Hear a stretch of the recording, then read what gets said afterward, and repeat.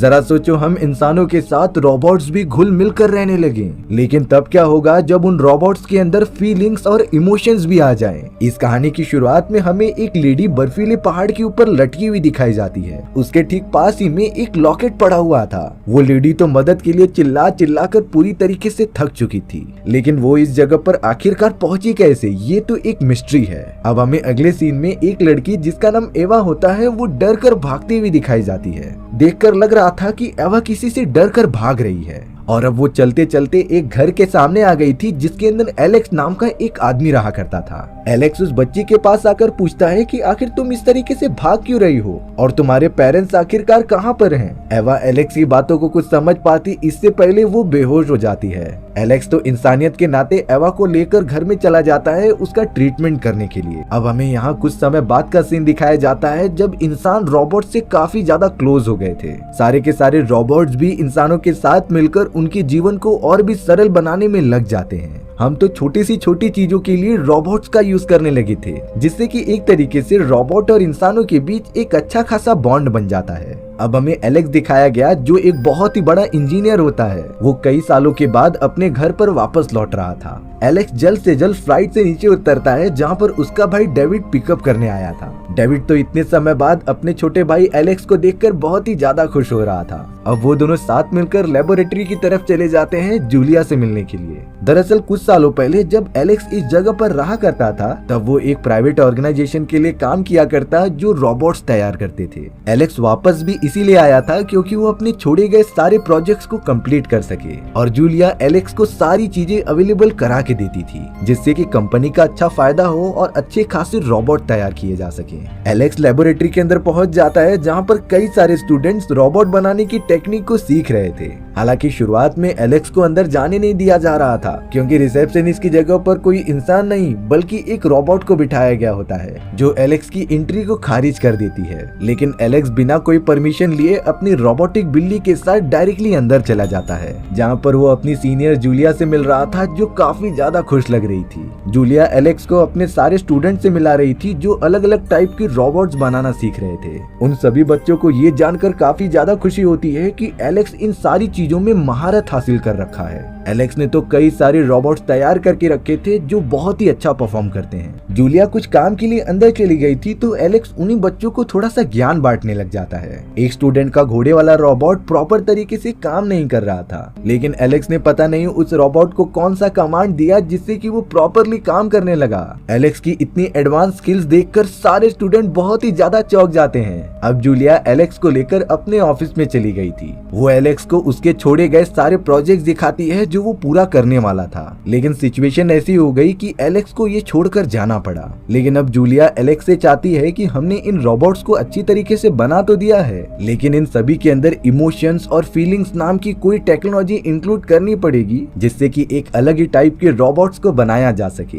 Alex भी इन सारी चीजों के लिए रेडी हो जाता है। अब जूलिया एलेक्स को उसके घर पर ड्रॉप करने के लिए चली गई थी। रास्ते में एलेक्स अपनी एक्स गर्लफ्रेंड एना को देखता है जो कुछ बच्चों को इंस्ट्रक्शन प्रोवाइड कर रही थी। कहीं न कहीं एना का भी रोल होता है एलेक्स की जिंदगी में यहाँ से जाने के लिए। वो हमें आने वाले कुछ सेकेंड्स में पता ही चल जाएगा। अब एलेक्स इतने सालों बाद फिर से अपने घर पर वापस आया था जहाँ पर उसकी सारी यादें ताजा हो गयी। सभी की सभी चीजें वैसे ही पड़ी हुई थी जिसे कि एलेक्स बड़े प्यार से देखता और अपनी इमेजिनेशंस की दुनिया में खो जाता। एलेक्स ने तो जूलिया से कह दिया था कि वो अपने रिसर्च का सारा काम अपने घर से ही करेगा। जूलिया भी कहती है कि तुम्हें जिन जिन इक्विपमेंट्स की जरूरत पड़ेगी हमारी कंपनी तुम्हें यहाँ पर भिजवा देगी। जूलिया ने एलेक्स को ये भी बताया कि हम जिस टाइप के रोबोट का क्रिएट करना चाहते हैं वो किसी बच्चे की तरह हो और उनका पूरा बिहेवियर एक बच्चा ही होना चाहिए। अगले दिन एलेक्स के घर पर कंपनी वालों ने मैक्स नाम का एक रोबोट भेज दिया था जो उसके घर के सारे काम किया करेगा। मैक्स ने आते ही घर को नीट एंड क्लीन कर दिया और खाना बनाकर एलेक्स को देने लगा।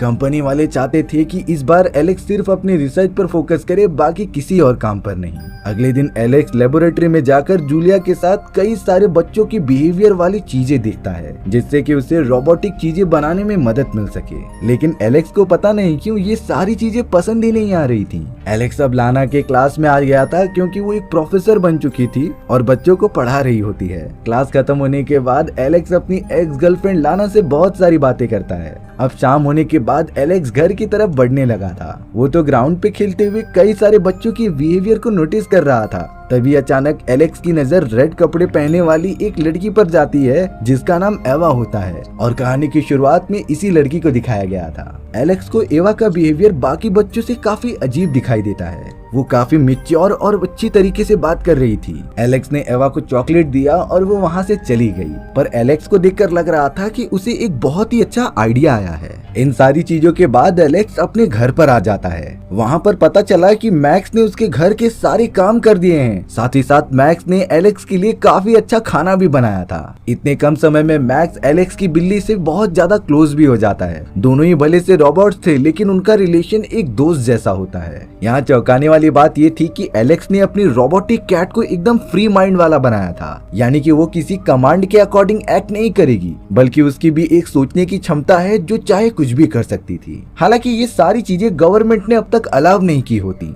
लेकिन एलेक्स का मानना था कि हमें रोबोट्स पर कंट्रोल करके नहीं रखना चाहिए। अब एलेक्स डिनर करने के बाद अपने उस नए प्रोटोटाइप मॉडल को बनाने में लग जाता है, जिसके ऊपर काम करके उसे एक ऐसा रोबोट तैयार करना था जिसके अंदर इंसानों की तरह ही सोचने की क्षमता हो और इमोशंस हो। एलेक्स को बहुत सारे आइडियाज आ रहे थे, इसीलिए उसने टेस्टिंग के लिए अपने लिए एक मॉडल रोबोट तैयार कर लिया। वो अपना सारा रोबोटिक आइडिया उसी प्रोटोटाइप पे एक्सपेरिमेंट करता और देखता है कि प्रॉपर बना है कि नहीं।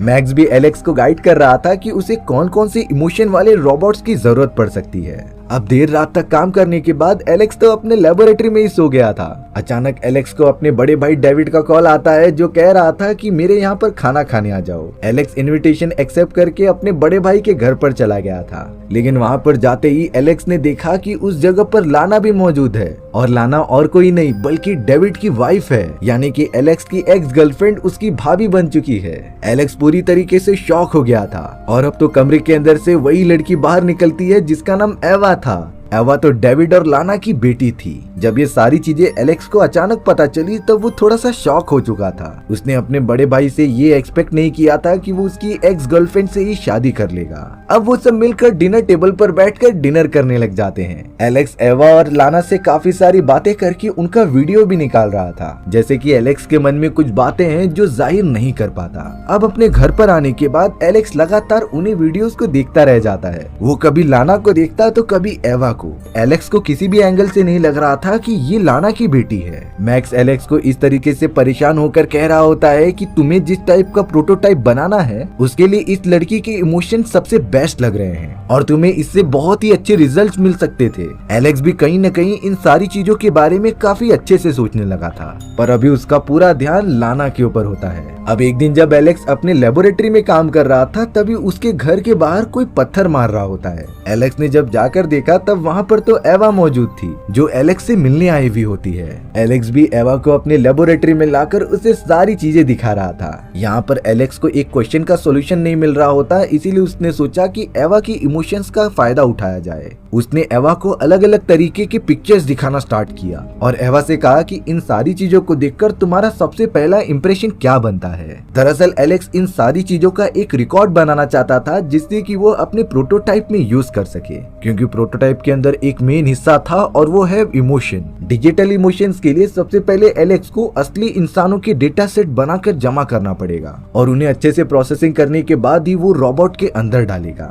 हालांकि थोड़ी देर में बोर होकर एवा वहाँ से जाने लग जाती है, लेकिन इसके लिए तुम्हें मुझे अपने सारे प्रोजेक्ट्स के बारे में सब कुछ बताना पड़ेगा। एलेक्स एवा को बताता है कि मैं एक ऐसा प्रोटोटाइप तैयार कर रहा हूँ जिसके अंदर इंसानों की तरह इमोशंस और सोचने समझने की क्षमता होगी, इसीलिए मुझे किसी ऐसे बच्चे की तलाश है जिसकी मैं इमोशंस कलेक्ट कर सकूं और इस रोबोट के अंदर ट्रांसफर कर दूं। एवा भी पता नहीं क्यों एलेक्स की सारी बातें समझते रहती है और उसे कहीं न कहीं इन एक्सपेरिमेंट में मजा भी आने लगा था। एवा जब अपने मॉम लाना के पास पहुंचती है तब उसने सारी बातें बता दी थी कि वो एलेक्स के घर पर गई और उसके बहुत सारे एक्सपेरिमेंट्स देखे। ये सुनने के बाद लाना काफी गुस्सा हो जाती है। उसने तो कह दिया था कि आज के बाद तुम एलेक्स के पास कभी मत जाना। एवा को समझ नहीं आ रहा था कि उसकी मॉम ये करने से उसे क्यों रोक रही है। अब यहाँ एलेक्स जूलिया से मिलकर कुछ बातें कर रहा होता है कि हम जो प्रोटोटाइप तैयार कर रहे हैं उसे एक लड़का न होकर एक लड़की में कन्वर्ट करना चाहिए, क्योंकि इस एज के दौरान लड़के से ज्यादा लड़कियां बहुत ही ज्यादा हैप्पी और इंटरेस्टिंग होती हैं। जिससे कि शायद हमारे प्रोजेक्ट को और भी ज्यादा अच्छे रिजल्ट मिल सके।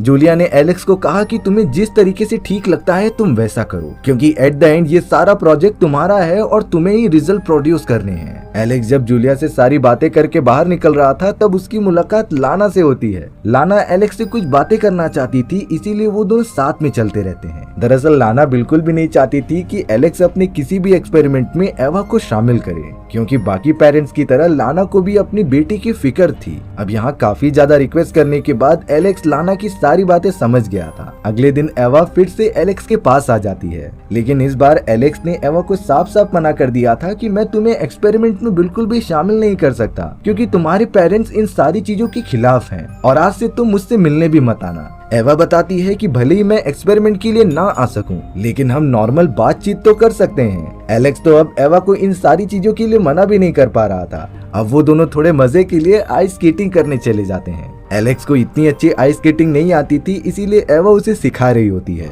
दोनों साथ में एक बाप बेटे की तरह काफी ज्यादा मजे कर रहे थे। आइस स्केटिंग करने के बाद एवा और एलेक्स तो बर्फीले पहाड़ की थोड़ी ऊंचाई पर भी गए एक बहुत ही अच्छा नजारा देखने के लिए। एवा एलेक्स को पॉइंट आउट करके बताती है कि उसका घर कहाँ पर है और साथ ही साथ उसने कहा कि शायद तुम्हारा घर वहाँ पर हो सकता है। एलेक्स ने एवा को बोल दिया था कि मैं अपने बड़े भाई डेविड के साथ बिल्कुल भी नहीं रहता, क्योंकि एलेक्स ने कुछ सालों पहले लाना की वजह से ही इस जगह को छोड़ा था। अब एवा को घर पर छोड़ने के बाद एलेक्स लेबोरेटरी में आकर कुछ रिसर्च करने लग जाता है। पता नहीं क्यों एलेक्स एवा की फुटेज को बार बार चेक कर रहा था। उसे कहीं न कहीं सबूत मिल रहे थे एक बहुत ही बड़े सीक्रेट की। तब जाकर एलेक्स ने जो उस प्रोटोटाइप रोबोट को बनाया था वो एवा की फोटोज को देखकर कहता है कि एवा की शक्ल तुमसे बहुत ज्यादा मिलती है। इस बात पर एलेक्स सोचने लगा था कि एवा भी 10 साल की है और एलेक्स ने भी 10 साल पहले ही लाना को छोड़ा था, पर वो इन सारी चीजों पर ज्यादा ध्यान नहीं देता। अब एलेक्स ने तो प्रोटोटाइप रोबोट की बातों को बहुत ही ज्यादा नीचा दिखा दिया था। वो भरोसा ही नहीं करता कि ऐसी कुछ चीजें हो सकती हैं। लेकिन पता नहीं इन सारी चीजों की वजह से उस प्रोटोटाइप रोबोट को गुस्सा आ गया। वो तो एकदम आउट ऑफ कंट्रोल होकर सारी चीजें गिराने लग जाता है। उस रोबोट ने तो एलेक्स को चोट पहुंचाने के लिए चाकू उठाकर उसकी तरफ मार दिया। एलेक्स की तो बाल बाल जान बचती है। तब जाकर एलेक्स ने उस प्रोटोटाइप रोबोट को बंद करने का कमांड दे दिया था, जिससे कि वो तुरंत ही वहां पर गिरकर एकदम शट डाउन हो जाता है।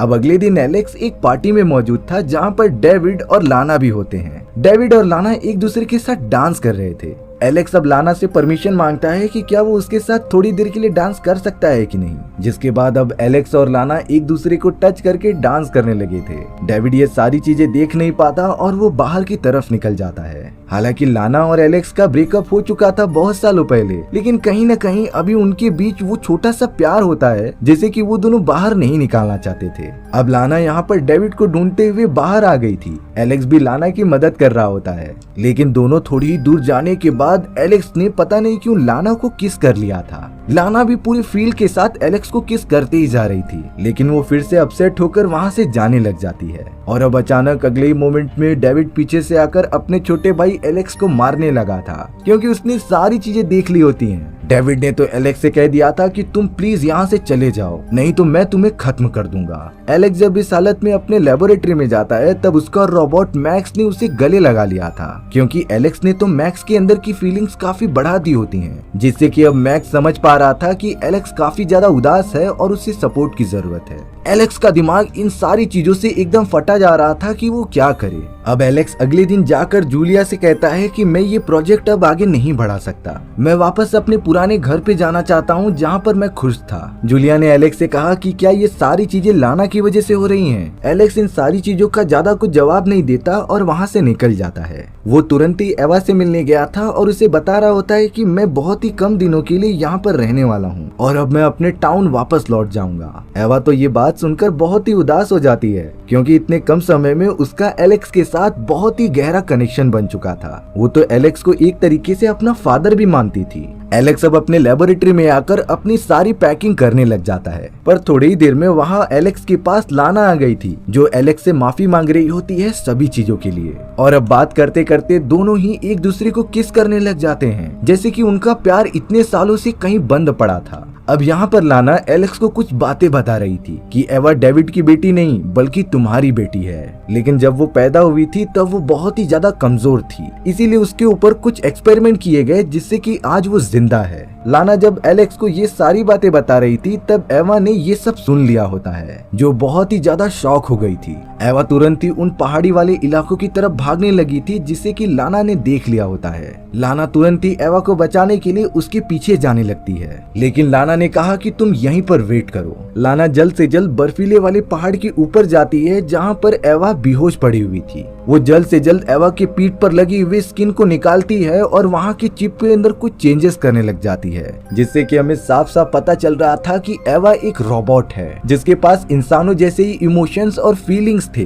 थोड़ी देर में लाना ने एवा को होश में ला दिया था। एवा को भी सब कुछ पता चल गया होता है कि वो कोई इंसान नहीं बल्कि एक रोबोट है, जिसकी वजह से वो लाना को अपने से दूर रहने के लिए कह रही थी। तभी लाना का एक लॉकेट नीचे गिर गया था, लेकिन जब लाना फिर से एवा के पास जाने की कोशिश कर रही थी तब एवा ने फिर से धक्का दिया, जिससे कि लाना फिसलकर पहाड़ के एकदम कॉर्नर पर आ जाती है। एवा पूरी तरीके से डर गई थी, इसीलिए वो लगातार एलेक्स की तरफ भागने लगी। ये वही सीन होता है जिसे कि हमें कहानी की शुरुआत में दिखाया गया था। बदकिस्मती की बात ये थी कि लाना उतनी ऊंचाई से नीचे गिर जाती है और अब एवा एलेक्स के पास पहुंचकर बेहोश हो गई थी। एलेक्स एवा को घर के अंदर लेकर जाता है और एलेक्स को बताता है कि लाना चोटिल हो चुकी है। जल्द से जल्द लाना को हॉस्पिटल में एडमिट किया गया। एलेक्स भी एवा को लेकर वहां लाना के पास आ गया होता है, लेकिन तब तक लाना की इंजरी इतनी ज्यादा बढ़ जाती है कि उसकी मृत्यु हो गई थी।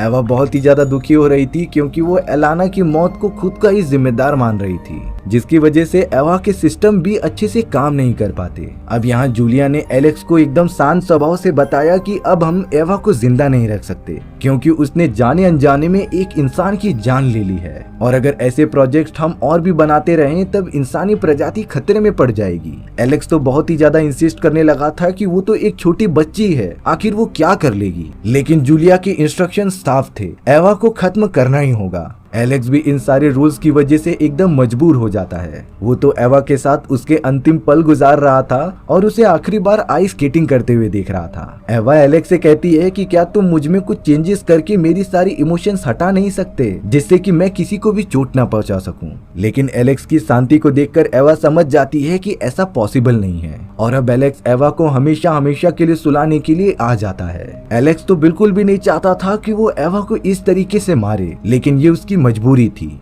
एलेक्स ने एवा से कह दिया कि आखिर तुम्हें आंखें बंद करने पर क्या दिखाई देता है, और ये एक कमांड था हमेशा के लिए शट डाउन होने का, जिसे सुनने के बाद एवा के सारे सिस्टम और उसकी यादें पूरी तरीके से बंद हो जाती हैं। यानी कि एवा हमेशा हमेशा के लिए मर चुकी थी और हमारी ये कहानी इसी सैड एंडिंग के साथ खत्म हो जाती है। सो व्यूअर्स, आपको ये स्टोरी कैसी लगी कमेंट सेक्शन में बताना भूलना मत, और अगर आपको मेरा एक्सप्लेनेशन 1% भी अच्छा लगा होगा ना तो वीडियो को लाइक एंड चैनल को सब्सक्राइब जरूर कर देना। मिलते हैं इसी तरीके की मजेदार वीडियोस में, तब तक के लिए बाय बाय।